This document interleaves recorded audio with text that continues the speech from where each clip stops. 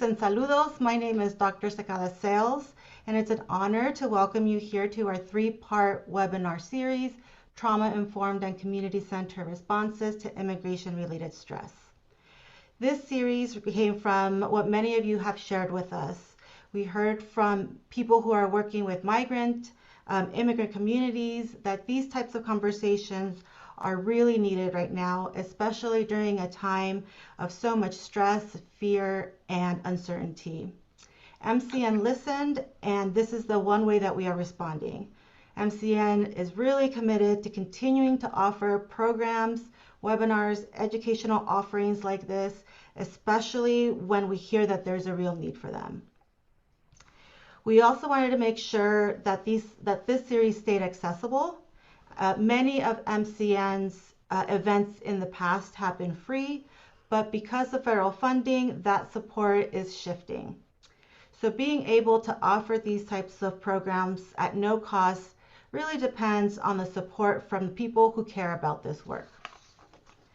If today's session speaks to you, is helpful for you, we invite you to consider making a gift by clicking on the donation link that will drop in the chat in just a few seconds. And we'll also be sharing the donation link at the end of this webinar.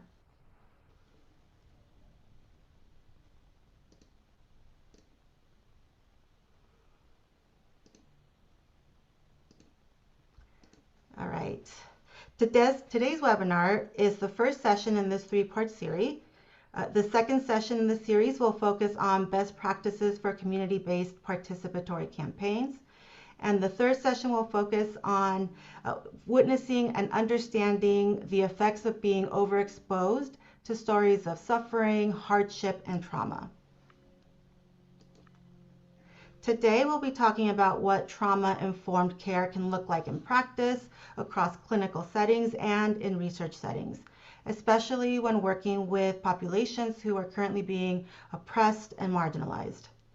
We'll be joined by two panelists whose work is deeply connected to trauma-informed care, health equity, and practical approaches to supporting patients and communities. Our moderator today is Renee Edwards. Renee is MCN's Director of Training and Technical Assistance. And our panelists today are Dr. Ellen Goldstein and Dr. Megha Shankar. Dr. Goldstein is an assistant professor in the Department of Population Health, Nursing Science at the University of Illinois, Chicago. She is also a licensed marriage and family therapist, and her research focuses on trauma-informed approaches to prenatal care, maternal and child health, and addressing the impact of adverse childhood experiences, or ACEs, in clinical care. She is also the co-founder of the National Collaborative on Trauma-Informed Health, Care Education, and Research. Dr. Shankar is an associate professor of medicine within the Division of General Internal Medicine, and she is also the Associate Chief Health Equity Officer at UC San Diego. She is a primary care physician, medical educator, and health services researcher. Her work focuses on trauma-informed care, refugee, immigrant, and migrant health, sexual and reproductive health, and advancing health equity in medicine. We are so grateful to both of them for being here and sharing their time and their experience. And before I turn it over to Renee, we are going to have one more question to help ground today's conversation. So you should see on your screen the next poll pop up.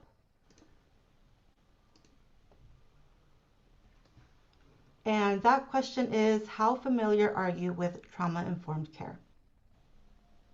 So just choose the best option that, the option that best reflects your work experience. And of course, there is no right or wrong answer here. And we are at 312 attendees, so let's see if we can get to 65% participation again. So we're at 58%, so if we can get just a few more, give it a couple more seconds.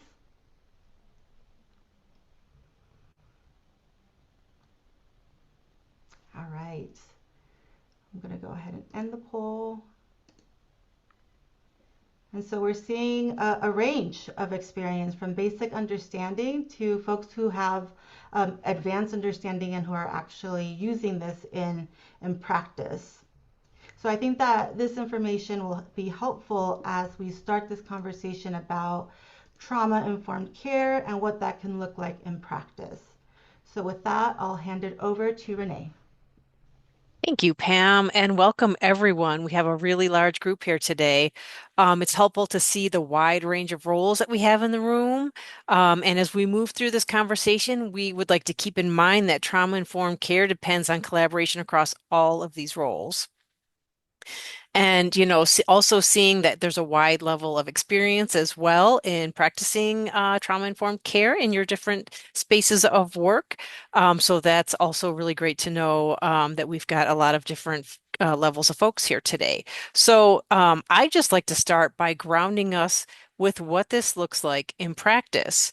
So, to both doctors, trauma-informed care is often described through principles like safety, trust, and choice. What does that actually look like in a real clinical encounter? And I'd love to hear from both of you.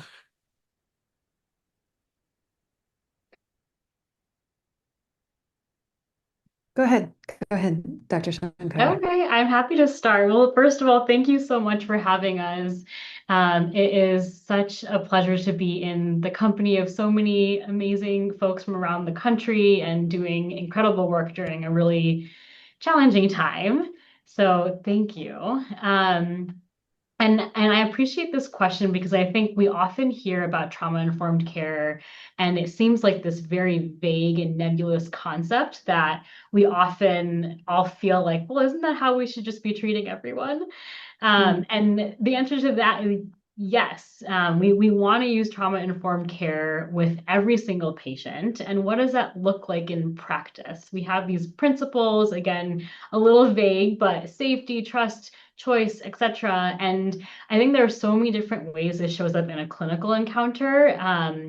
I think first, one of the bedrocks of trauma-informed care for me is asking permission every step of the way, even for things that seem really routine for us, like a physical exam. Is it okay if I listen to your heart and lungs?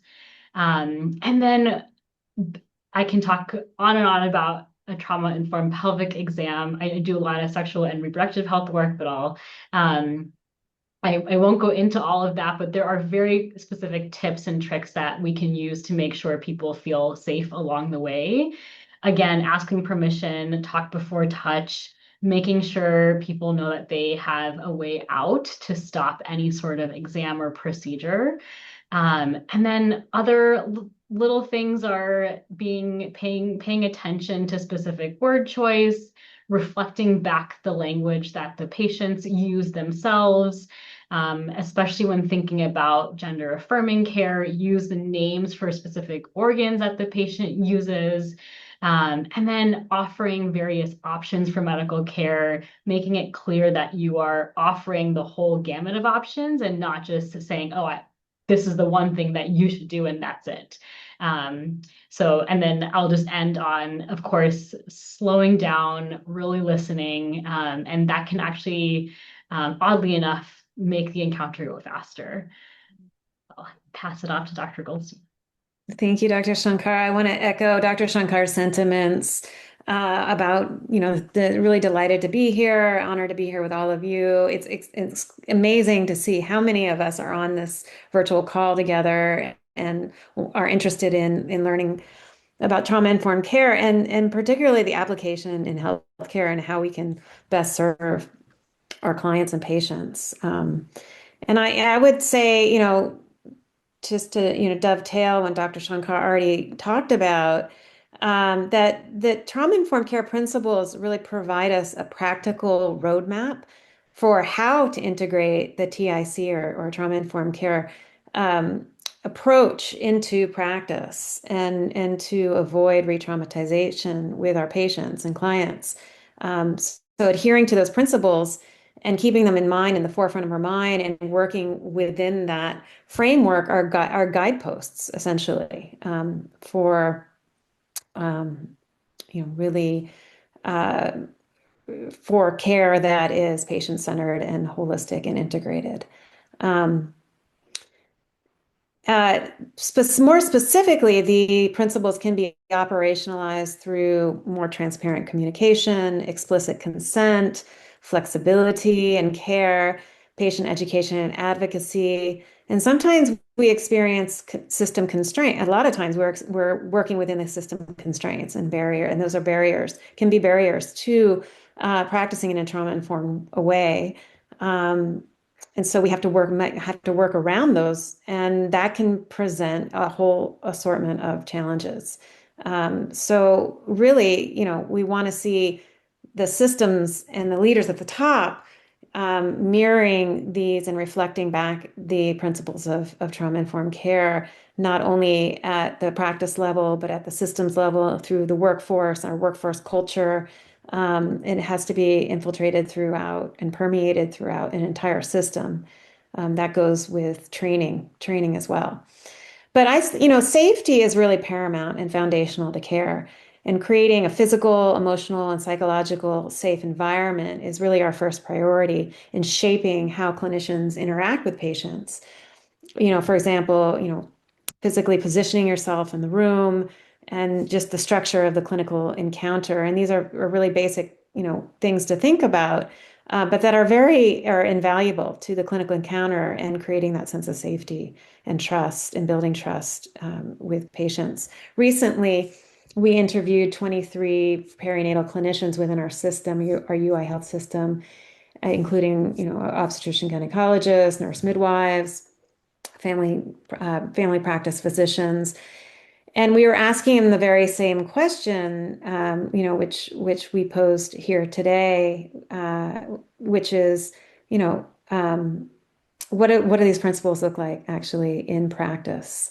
And they told us that, universal trauma precautions is best. And what this means is that we assume that all individuals may have experienced a traumatic event. Therefore, clinicians can emphasize these principles in practice by, again, emphasizing what Dr. Shankar already said, was offering choice and enhancing the trust and safety and collaborating, which we've also mentioned with patients around shared decision making and treatment planning. So those are just some tidbits. Great, thank you both. That's a helpful reminder that trauma-informed care is not just a certain set of principles. There's this really broad spectrum of things that you can be doing to make things better for your patients. So, Dr. Goldstein, based on your research, what are some of the barriers to implementing trauma-informed care in a healthcare setting? And on the other hand, some of the facilitators, which I think you've named a few, but maybe there's other specific things you'd like to say. Sure. So I touched upon this just slightly in the prior question, but I'll elaborate a little bit more. Goldstein, excuse the interruption, but for the panelists, if you guys can please just slow down a little bit for our interpreters. Yes, thank you so much. Much appreciated. Yes, sorry about that. Thanks for the reminder. So by and large, I would say that the clinicians that I mentioned prior that we interviewed from our recent study, they relayed to us that there are very real barriers to implementing trauma-informed care into practice. And by and large, those barriers were, no surprise, at the system level. And things that if we're looking more broadly, we're looking at some of those barriers, including a lack of standardized processes, such as screening procedures and tools, a lack of familiarity with available resources and referral systems, which I'm sure a lot of folks on this call can relate to. Not having adequate institutional and financial support was a real big one. That lack of support at the leadership level can really constrain what we can do at the practice level. A lack of the training, trauma-informed training, not having all of the staff on the same page, using common and shared language and shared understanding. Can be very, discombobulating when you're talking about the same patient in all these different sectors, and you can't talk across sectors and have a common understanding of what you're talking about. So that can be confusing and frustrating. And then an overall system inflexibility. is something that the clinicians named. Again, brings up a lot of frustration for them, and also increases, their sense of burnout, and that then it lands on the consequences land on the patients. So it's difficult. And they were commenting on the difficulties, these difficulties in practicing in the way that ideally they would want to be practicing in, if they had all the supports and resources in place. Great, thank you. And Dr. Shankar, would you like to add anything? Yeah, thank you. I would definitely echo everything Dr. Goldstein said. I think one of the biggest barriers we see is time, that clinicians don't have enough time to be able to address a lot of patient concerns related to trauma or even to practice trauma-informed care. This contributes to burnout, and it's not burnout necessarily because of overwork, but more so burnout in the sense that um, clinicians feel like they don't have the tools or the training, as Dr. Goldstein said, or the time to be able to help patients in the best way possible. So definitely I would highlight those again as barriers. And I think the opposite are the facilitators. So systemic and structural changes that allow clinicians to have more time, that provide clinics with a lot of interdisciplinary support, whether that's including social workers, care navigators, et cetera, in-house mental health care. Those are the kinds of things I think are so critical to implementation of trauma-informed care in healthcare settings. And I'll Yeah, just so, add, oh, go oh, ahead, go sorry, I ahead. just want to add, I wanted to make sure we got this word in here, trauma champions. And we can all be trauma champions in our environments, wherever we're working, at whatever role we're in, we can be a trauma champion. Thank you for that. Okay, so building on all that information you shared, many of our participants work in this audience today are working in community health centers or in other busy clinic settings. Dr. Shankar, for those who may only have 15 or 20 minutes with a patient, what are one or two practical ways to create a sense of safety with them that you'd like to highlight? Yeah, it's tough. Thank you so much for this question because having no time with patients, as I mentioned, is probably one of the biggest barriers. So, and it feels like when we have little time and we have to address so many different health concerns, mental health, physical health, where is there time to practice trauma-informed care? So I think one thing I want to make sure people gain from this panel is that trauma-informed care is not an additional thing, right? It's not, it really in practice should not add time. Again, as I said in the beginning, it really can help actually decrease the length of an appointment because when we listen to patients, we don't interrupt, that is what actually makes things happen faster. So just a small note there. It is hard to practice practically. So I definitely have this, I am guilty of this as well. But I think when we, in a busy clinic setting, we're seeing patients back to back every 15 minutes. I think having continuity is what is so critical. Having patients come back, using agenda setting, we all have learned that, and say, okay, what's your most important topic that you want to address, and then respect the thing that they prioritize. And when, obviously a lot of our patients, especially those who come from marginalized backgrounds, it's hard to come back and see the doctor so frequently. So definitely encourage the use of telehealth. It's one of the good things that came out of the pandemic. And creative ways to increase continuity with our patients. There's a lot of other examples, like UC San Diego has a mobile health van that goes out into the community. So again, increasing the touch points with healthcare in whatever form makes sense for the patient, whether it's an in-person appointment, a telehealth appointment, something in the mobile health clinics, I think is really what can increase a sense of trust and safety, because they feel like, oh, I know this place. I've been here before. I know where to go. I know where to park. I know where it's safe for me to get out of the car. And so, it's really that repetition and that continuity that I think creates a lot of safety.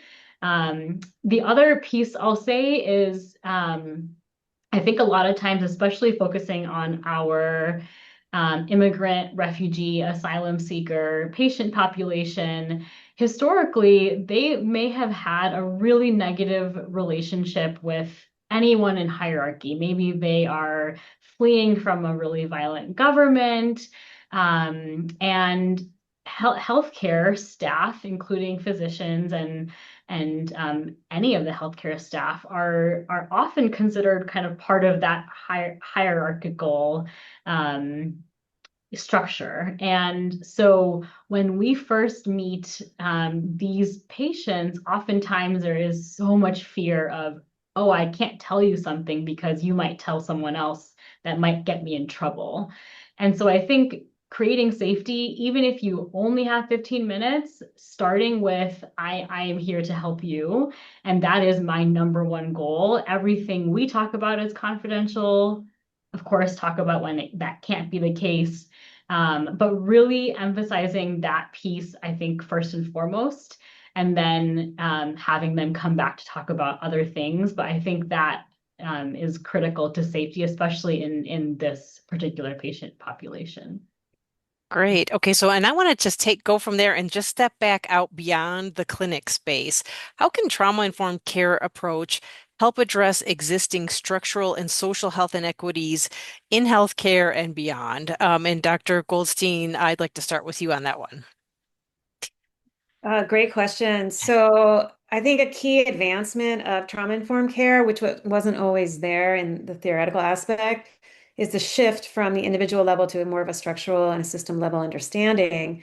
And as we, apply it more and understand the needs of our patients and the needs of the workforce culture, we recognize that TIC is not just a clinical practice, but it really is more of a system. So well, not more, but it is equally as much a system level health equity oriented framework that really can address the root causes of trauma, particularly structural racism, economic insecurity, and historical injustice.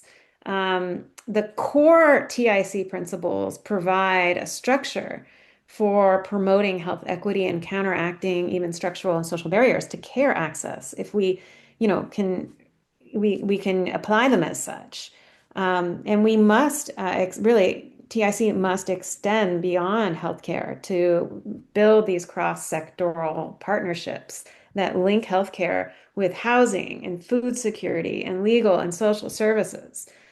And then we can shift the culture from this limited or narrow focus on pathology. We're so much more than our pathology, asking the question, what is wrong with you? And opening it up, expanding it to more of a salutogenesis, which is really about health and well-being, asking these questions of, what happened to you, or what's strong with you, not wrong, but strong.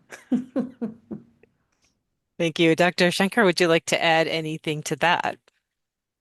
Again, echoing everything Dr. Goldstein said, I just want to highlight that we know that there are increased rates of trauma in marginalized patient populations.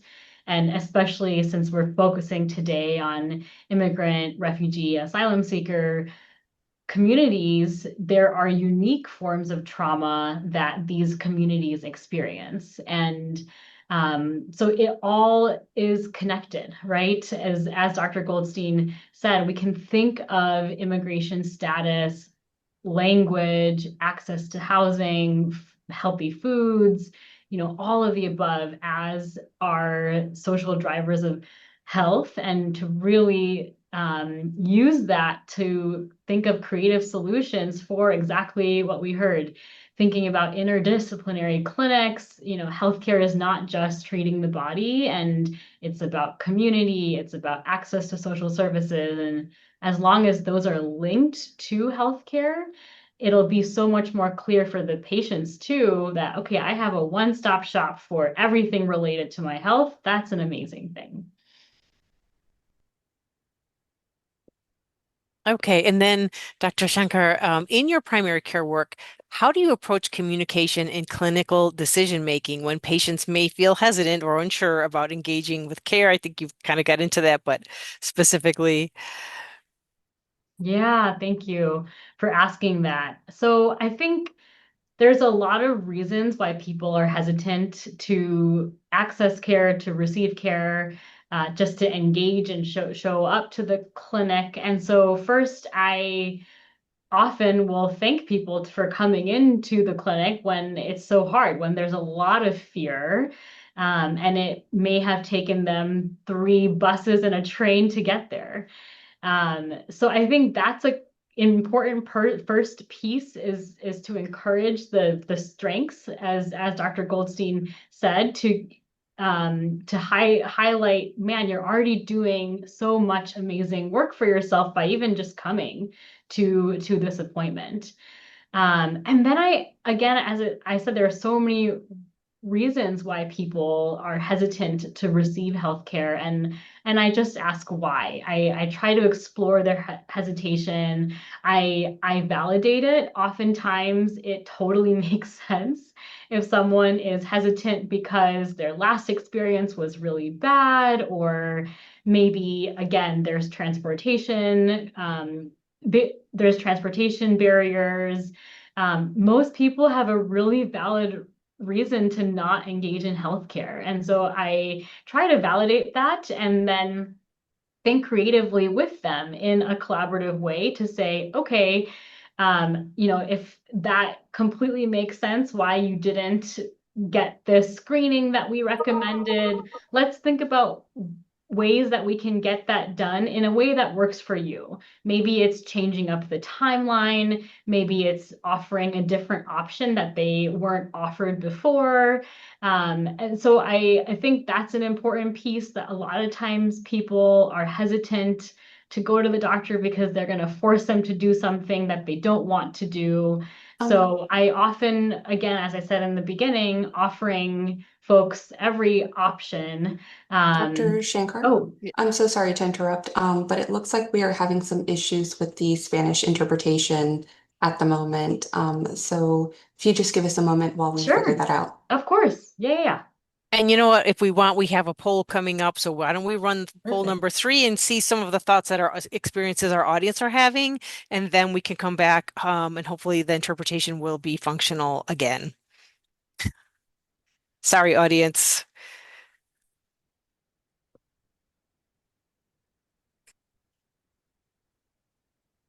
And the poll is, what concerns are you seeing most among immigrant and migrant patients right now? Select any and all that apply. There's a few options that some of you likely are experiencing with your patients.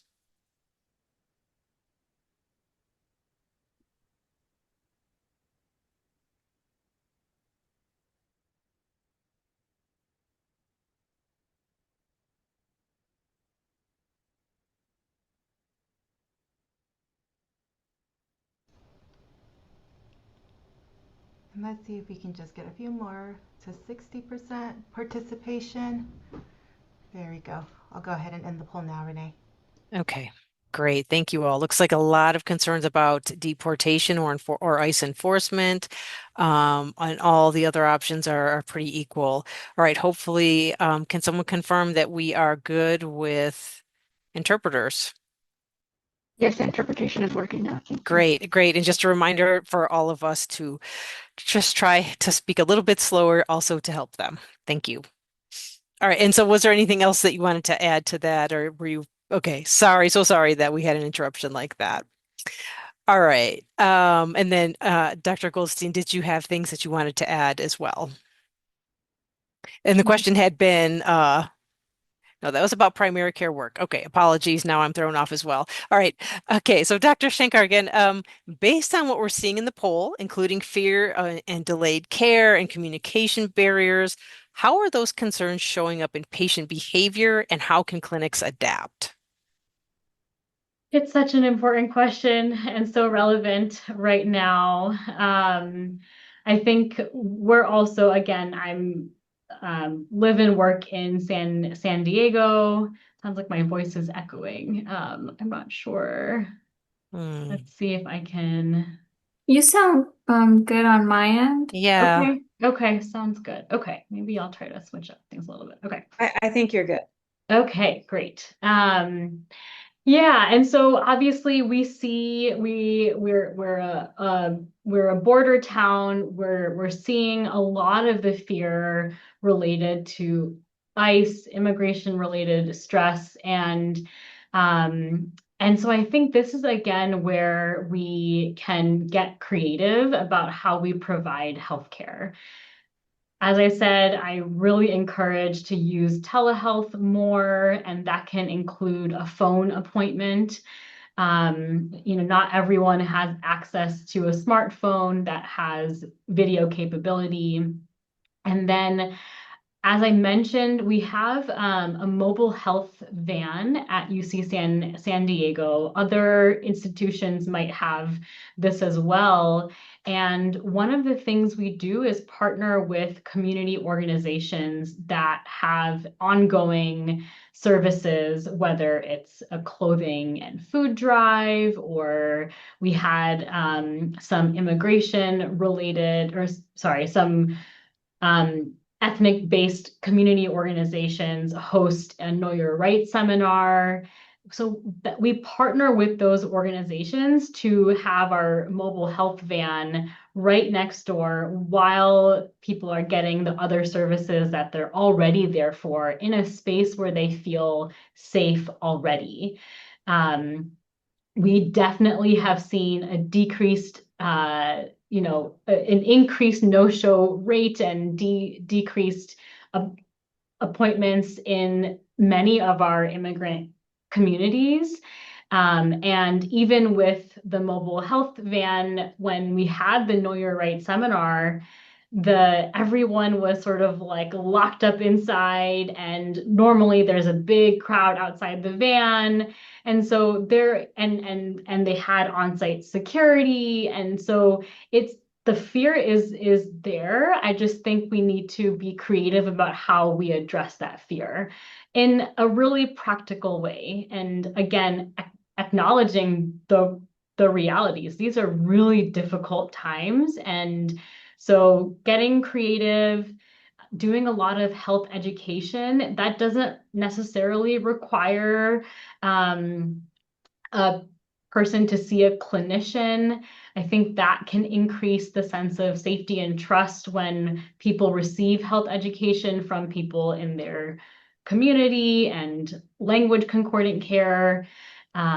So those are some of the ways I think clinics can adapt to these situations. But I definitely want to acknowledge that it is tough. It's not an easy situation right now.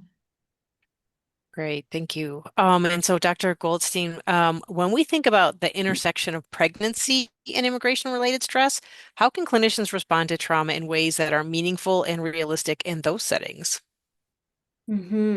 Yeah.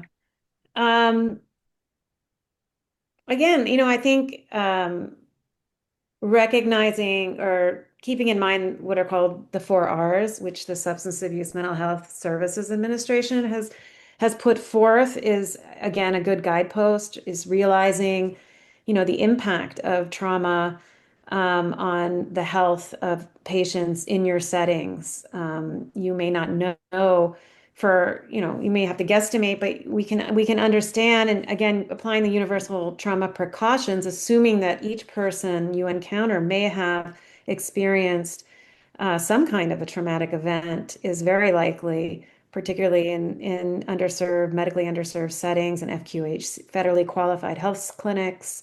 Um, we are serving a population, including ourselves oftentimes, that have undergone sensitive and potentially traumatic experiences and events that we want to be incredibly sensitive to, paying attention to our language and the ways in which, we encounter, in which we greet people, even when, we might be really tired at the end of the day and we've been bombarded and our schedule is too full. It's like, how do we respond? We are human ourselves, and we may have to humble ourselves to, to be more transparent about, and offer apologies if needed. But responding to trauma is really just about empathizing with that person in front of you and letting them know, what they went through, and what they're sharing with you is incredibly challenging, and it takes a lot of courage and bravery, to for them to be able to share what they're sharing, and for you to have that compassion, for us to have that compassion and understanding of, of we will never understand what they went through because it's their experience, but we can offer compassion, through just insensitivity through the way that we respond. And that we can be assured that we're doing the right thing. And just in the converse, ignoring what the person says to you and just moving on and going along with our agendas is potentially and likely re-traumatizing. All right, thank you. Now I'm going to ask Pam for our last poll. Now we'd like to hear what feels most challenging for our participants when they're supporting patients experiencing immigration-related stress. Sure. Poll number 4 should be showing up. Yeah, and Dr. Goldstein, we just have a question in the Q&A box. If you can explain a little bit what the 4 R's that you just mentioned. Sure. Let me see if I can remember off the top of my head. Realizing the impact of trauma in your settings, both for the clients or patients, for the staff, which is inclusive, and families. So anyone in those settings. Number 2 is to recognize the signs and symptoms of trauma in your patients and yourselves. Number 3, I forget, what does that R stand for? Realizing or Respond. recognizing. Hmm? I think Respond. it's in the chat. So Responding, um, by integrating trauma knowledge through. I just wrote these in a paper, so they are fresh. Responding so that the integration of the knowledge of trauma is permeating throughout practices, policies, and procedures throughout the entire organization. And then the last one is resisting re-traumatization. Thank you. Thank you for Thank you. that, Dr. Goldstein. I'll go ahead and launch poll number 4 now. You should see it on your screen. And if it's okay, as the poll is being launched, can I add something to the last question around Certainly. pregnancy? Okay. Yeah. Um, I just want to highlight a few things around violence and trauma and pregnancy. And we know that violence increases during pregnancy, regardless of, patient demographic or anything like that. But there are unique forms of violence and intimate partner violence specifically that immigrant and migrant populations experience. So things like threats to deportation. And so we just want to be mindful of that, especially when we're thinking about caring for our pregnant patients who might be coming from a migrant community, and that there are laws that can help support these communities. So the Violence Against Women's Act provides legal status for folks who are experiencing violence, who have an undocumented status. So to know about these policies, I think, is so important for all of us in healthcare, but most importantly, to know where to find some of those resources. Thank you. All right. All right. We're at 51%. I'll go ahead and end the poll now. Yeah, and the poll results all looked still fairly evenly spread out with system constraints being pretty significant. Going to my next question for you both, and just so you know, we are on the last 15 minutes of time. So I ask for conciseness so we can potentially get to some questions and cover all the questions. All right. So my next question for both of you is: many clinicians say one of the hardest parts is knowing what to say. What are some examples of trauma-informed language that you use to talk about trauma and its potential health consequences to patients, or when a patient discloses trauma to you?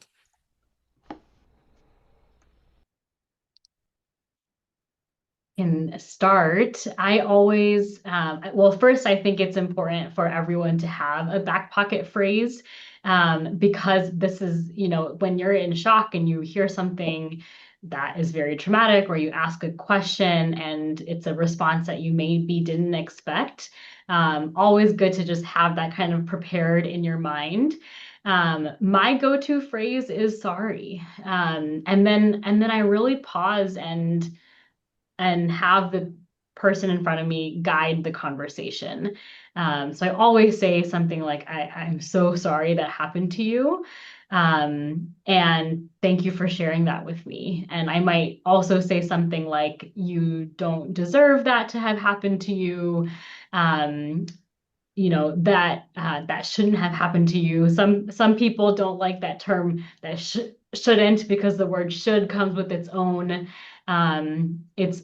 baggage. But again, then I pause and really see where the patient's head is at, right? They might feel like, I don't really want to talk more right now, and that's fine. And then others might want to, kind of get the full story out, and that's okay too. So after I say that initially, then I really allow the patient to guide me. Thank you. And Dr. Goldstein, did you want to add to that? Sure. I'll add a few things. So you want to begin where, where the patient is focused, which is likely the reason for why they're coming to see you. And from there, you can possibly help them make these connections between their trauma history and their presenting complaints. Um, and you also want to think about their initial complaints and behaviors and consider their entire story. So connecting the dots and making links from the past to the present and vice versa can be very helpful in growing more aware and making better choices going forward. Um, but to, like Dr. Shankar said, it's really good to have, some verbiage in your back pocket. Some of our colleagues in Oklahoma, they created this whole system of metaphors, which I thought were really fascinating. We have some of those resources that we shared with MCN, which I think they'll share with you as well, and gives you some sort of practical examples for things you can say, particularly, if you're talking to,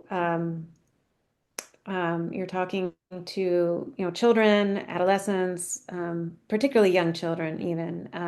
You can really use the language of something like, toxic stress. Instead of saying toxic stress, talking about turning the volume down or carrying a backpack, a load of bricks, which is the trauma perhaps, and just describing it in really basic ways, which are, relatable.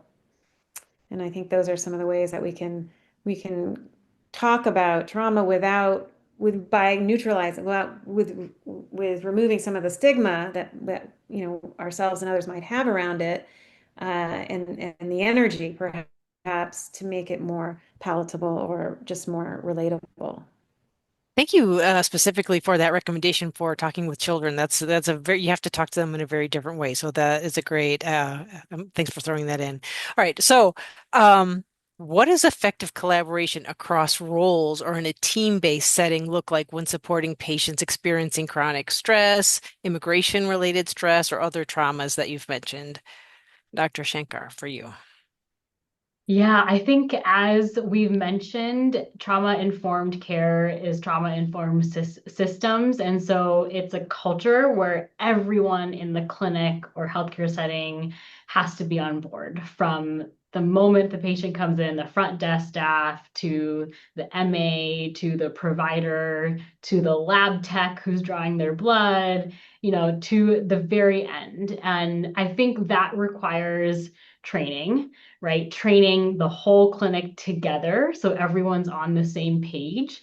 And it involves training folks about what language to use. What language do we use in our clinic? And that should be that we all use our pronouns. We all ask permission. And again, every step of the way. Even things like, can I take your vitals now, right? So that it just goes from the front desk to the MA to the provider, lab, everyone. Great, thank you. And okay, so as we close, what is one small practical change, either in mindset, language, or workflow, that participants can take back to their work this week? Oh, So this is sorry, I jumped no. in because Go, please. this is actually my favorite question because I'm very applied and practical, and I like to always think about what, how could I do it differently or do it better. So I think it's critical that we are aware of our own trauma histories and the various ways that our experiences have impacted us and affect us presently and how we're showing up with others, including, knowing our triggers, our limitations, and our need for healthy boundaries, and most importantly, how we cope when we are overwhelmed, stressed, and overworked. I think self-care is a vital proponent of our health. And if we're not caring for ourselves and prioritizing our own well-being, then we are not fully capable of caring for others. So it's much like the metaphor when flying on an airplane and they advise, I don't know if they do this anymore, but they advise you to place the mask on yourself before reaching out to help others, the person next to you, even the child next to you. We have to take care of ourselves first and foremost. Dr. Shankar. Completely agree with that. I agree. This is such a good and hard question, but the first thing that came to my mind is to slow down. And I think I'm thinking of that from the busy clinic, like going from patient to patient to patient. And I think intentionally slowing down, maybe that means taking a deep breath before going into every patient room. I think that slowing down can really help to completely shift our mindset. I think it can help with preventing burnout and self-care, and I think it helps with patient care. So that would be my one tip is slowing down. Great. Okay, thank you both so much. It has been incredibly helpful and practical. And I'm going to turn it back to Pam to close us out. There's so many comments also in the chat that people might want to scan through. Hopefully, some of you might have caught some questions in there. Pam. Thank you, Renee. Thank you, Dr. Shankar and Dr. Goldstein. Maybe we can do just one question from the Q&A, from the Q&A function. This is from Don. Is trauma care a necessary part of the social determinants of health and in Texas non-medical determinants of health?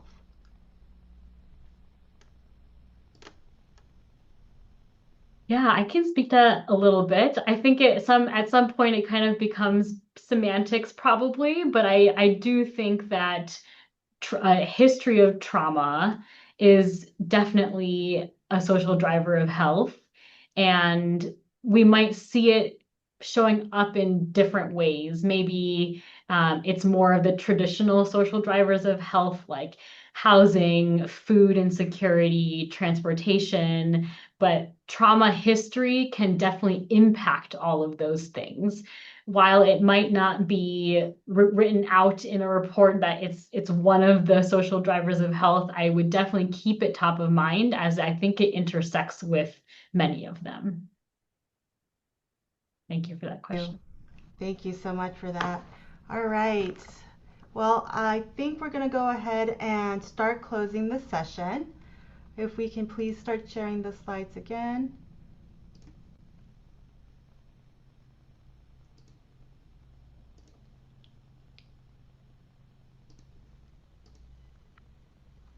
All right. Before we close, we would like to ask everyone to please complete the evaluation for today's session. It'll help us understand what was useful from today, if there are areas that we can improve, and what other topics or other types of support you would like to see in the future. So if you can please take a few minutes to do that before you leave today, and we'll also be sharing the evaluation link in the chat. We also invite you to stay connected with MCN. You can attend our virtual trainings, access our latest resources, get updates from the field, and follow us on all of our social media platforms. You can also stay connected with MCN through our Substack On the Move with MCN, which is also available in Spanish.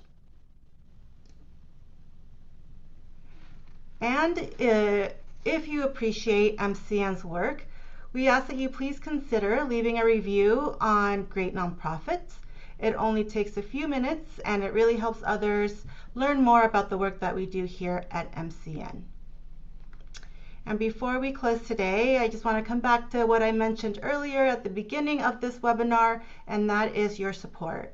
Webinars like this happen because people choose to support them, and it allows us to respond to what our community, you all, are asking for. So if today's webinar was helpful for you, if you feel called to give a contribution, a gift, whatever that amount is, it really does help us and makes a difference. And we'll drop also the link to the donation page in the chat. And you can also donate at migrantclinician.org/donate.